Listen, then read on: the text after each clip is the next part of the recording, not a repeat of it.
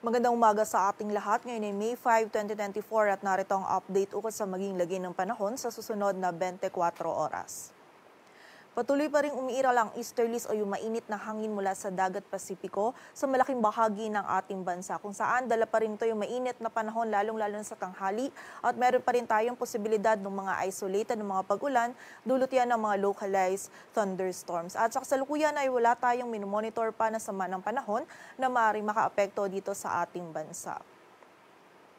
At para nga sa maging lagay ng panahon ngayong araw ng linggo, ang buong bahagi ng Luzon kasama na dyan ang Metro Manila ay generally fair weather condition pa rin yung ating mararanasan. Mainit pa rin yung panahon lalong-lalo na sa tanghali kaya kapag po tayo ay lalabas, huwag pa rin natin kalilimutan yung pananggalang natin sa direktang init ng araw. At meron din tayong posibilidad pa rin ng mga isolated na mga pag-ulan dulot naman ng mga localized thunderstorms. Agwat ng temperatura sa Metro Manila ay mula 26 to 36 degrees Celsius. Sa Baguio ay 18 to 27, sa Lawag ay 26 to 34 degrees Celsius, sa bahagi naman ng Tagaytay ay 23 to 32, sa Tuguegarao ay 26 to 38 degrees Celsius at sa Legazpi City naman ay 26 to 33 degrees Celsius.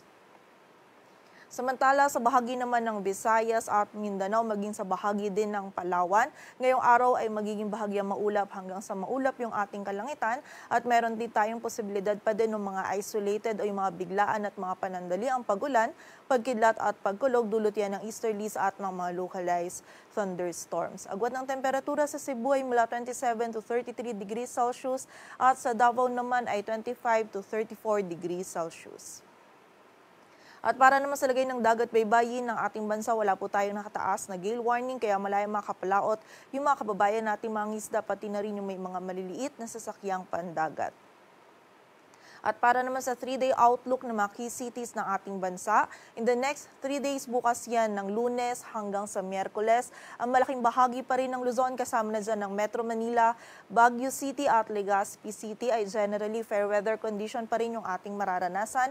Mainit pa rin po yung panahon lalong-lalo na sa tanghali at may mga tsansa ng mga isolated na mga pag-ulan dulot ng mga localized thunderstorms. Agwat ng temperatura sa Metro Manila ay mula 25 to 36 degrees Celsius, sa Baguio ay 18 to 27, sa Legazpi City naman ay 26 to 33 degrees Celsius.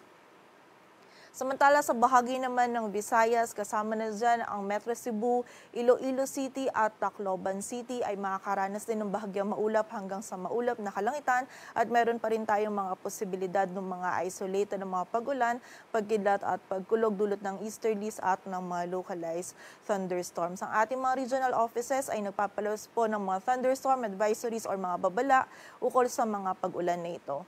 Agwat ang temperatura sa Metro Cebu ay mula 27 to 33 degrees Celsius, sa Iloilo City ay 27 to 34 at sa Tacloban City naman ay 26 to 33 degrees Celsius.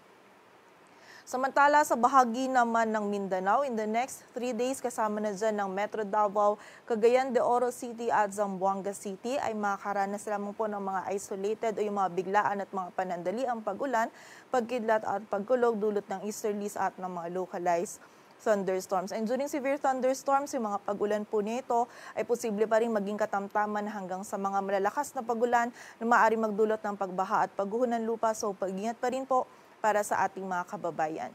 Agwat ang temperatura sa Metro Davao ay mula 26 to 34 degrees Celsius, sa Cagayan de Oro City ay 26 to 33 at sa Zamboanga City naman ay 24 to 35 degrees Celsius. Dito sa Metro Manila, ang araw ay sisikat mamayang 5:32 ng umaga at lulubog mamayang 6:14 ng hapon.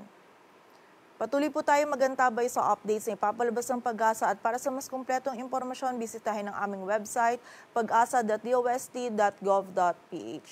At yan po muna ang latest dito sa Weather Forecasting Center ng Pag-asa. Grace Castañeda, magandang umaga po.